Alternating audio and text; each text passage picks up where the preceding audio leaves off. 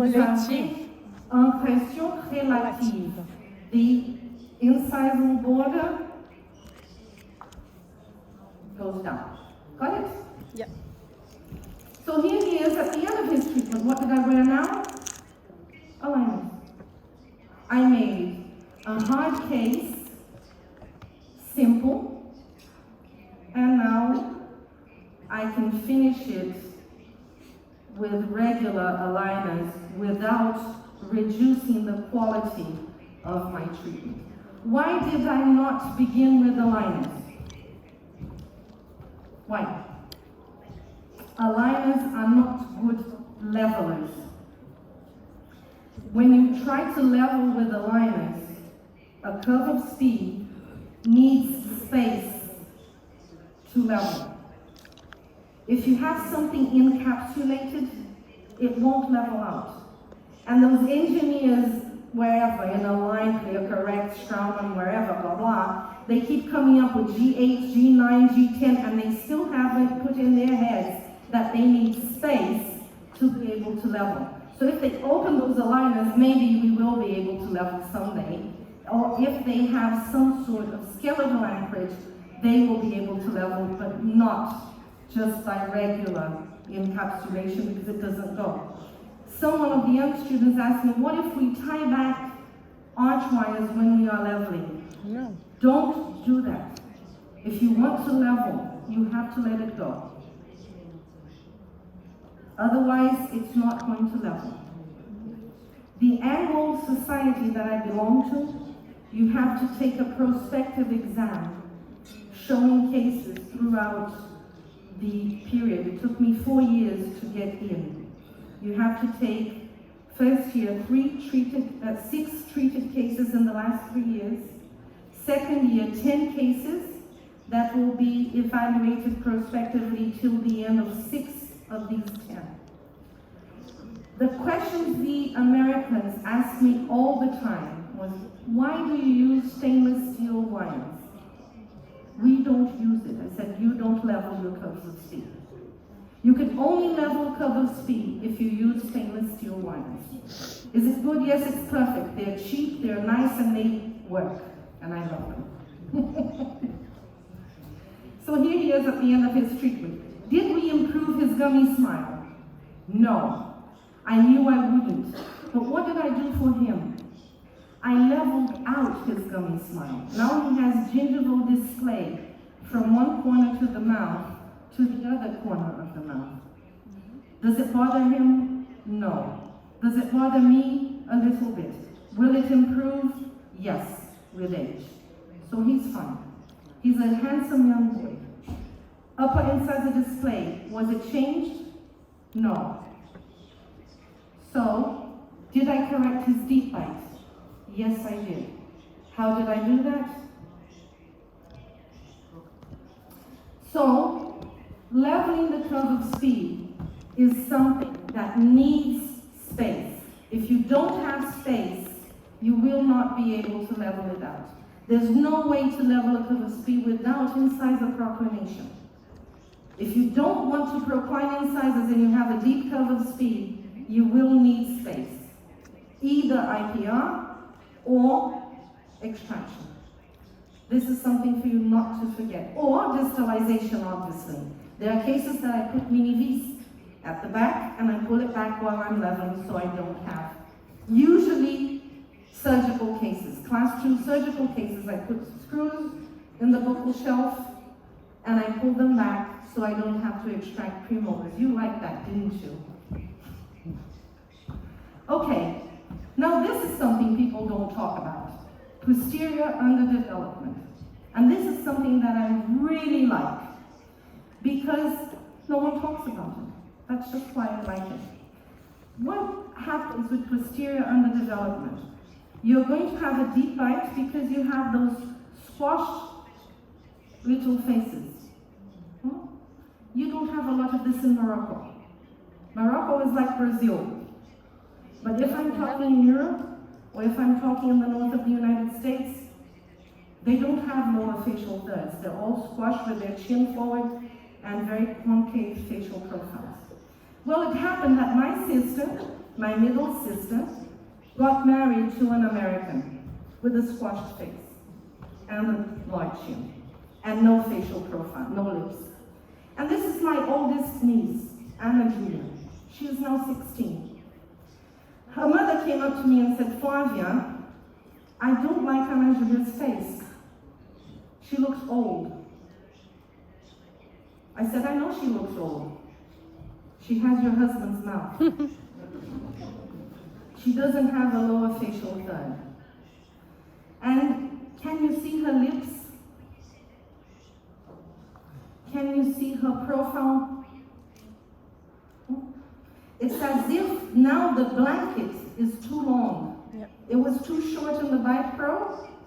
Now the blanket is too long. Excessive tissue. She has a deep bite. She is in the ugly duckling phase. This is normal occlusion, isn't it? Yes, it is. But is her face nice? No. What can we do for Anna Julia? High technology, artificial intelligence, very, very, very, very expensive appliance. She has good upper incisor exposure at rest. She has a good lip smile, but you can see that her face is very, very short. I need to extrude those molars. So I'm going to scan her, I'm going to digitally plan her, and I'm going to put something very, very expensive that is already in her mouth. What did I do for Anna Julia? Just a bite plate. That cost me less than $10 to make it. Right? What is this bite plate going to do? This bite plate is going to allow me to extrude molars, and I will be able to improve her lower facial height. Even though a deep bite is normal at the age she was. Am I really correcting her deep bite over here? No. What I'm doing is changing her facial characteristics from a low anterior rotator to a normal proportional face, just by allowing her molars to extrude. Look at the amount of the extrusion, can you see? Now, the hard part. I live in Brazil. Anna Julia lived in Hong Kong. She came to visit me every year. And she used this like crazy because she loves me, and her auntie was her memory of her auntie. So she was a really, really good collaborator. She came back the next year. I raised it again. And I had more molar extrusion. Then the pandemic hit us. She couldn't come anymore. And I saw her again in 2022. What happened to Anna Julia? She looks awesome. Now she doesn't look like her father anymore. Now she looks like me. Look. Improved. Very, very much. Smile line, maintained. I didn't touch her incisors. All I did was allow posterior development to correct underdevelopment of the lower facial height. Okay, this is Morocco. It's just like Brazil. You're going to have very few cases, but you will have. You will have the children of the French that come and live here, the children of the Americans that come and live here, the children of the English, the Portuguese, and the Spanish that come and live here, the expats. Otherwise, they're all going to be like Brazil, biprotrusive hyperdivergent. Changes, yes. Look at this. Okay, Flavia, you're saying you did this miracle, real Hong Kong. Did I really? I don't know. What do we know about bite plate treatment? Nothing. There's not one single paper published in the literature with the long-term results of what happens with a regular, simple bite plate. And we are so much worried that we are not going digital. What do we know of anterior rotators? We know that they worsen. These are classical Bjork studies.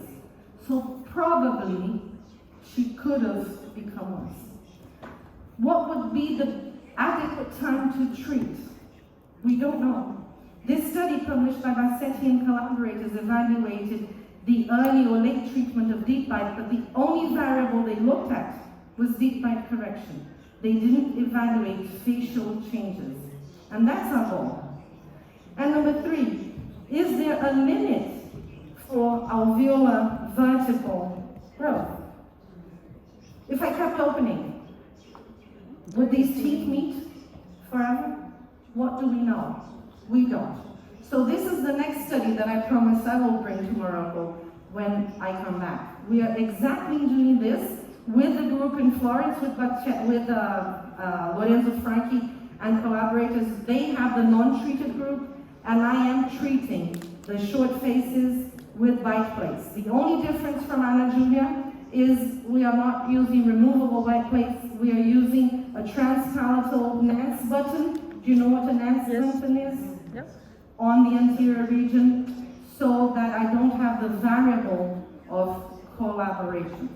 So let's hope I can come with good news regarding these short faces, because hyperdivergency is hard, but hypodivergency is even harder, because the surgical results for increasing lower face height is very, very unpredictable. It's the lowest level in the gradation or the classification published by William Crawford, when you increase lower facial height. So what about stability, since we're talking about predictability? What do we know about stability of anterior of deep bite treatments? Not very much. We know that there is one study, which is a systematic review published by Huang and collaborators in the World Journal of Orthodontics, where he evaluated the relapse of deep bite, and he saw it varied from 0 to 82%. That's a lot. Very inconclusive. We can't tell if the relapse was anterior or if the relapse was posterior. We really don't know. So this is more information that we need to put together in the future. But when you're extruding the posterior teeth, like I did with Ana Julia, I am changing the other topic of this lecture, which is function. When I intruded in incisors, I was changing what? Aesthetics. Now I'm extruding molars. I am changing dynamic occlusion. I am changing another prosthetic dimension, which is called occlusal vertical dimension, which is the measurement between the upper and the lower jaw when the teeth are together. There is the rest vertical dimension, which is the measurement from the upper and lower jaw when we are at rest. Our teeth are not together. And the difference between these two measurements is called interocclusal distance, or three-way space, which everyone that performs prosthetic dentistry knows about, and we as orthodontists seem to forget that it exists because it belongs to prosthetic dentistry. But tell you what are we doing as dentists? We are changing all the occlusal function of our patient in a full orthodontic treatment. We are more than prosthodontists. We are prosthodontics with the natural stuff, not with the artificial stuff, which makes it even more difficult. So how can we lose occlusal vertical dimension? Two ways. We can lose occlusal surface, either by carious destruction or non-carious destruction. Let's have a look at these two situations. An elderly or senior patient, hyperdivergent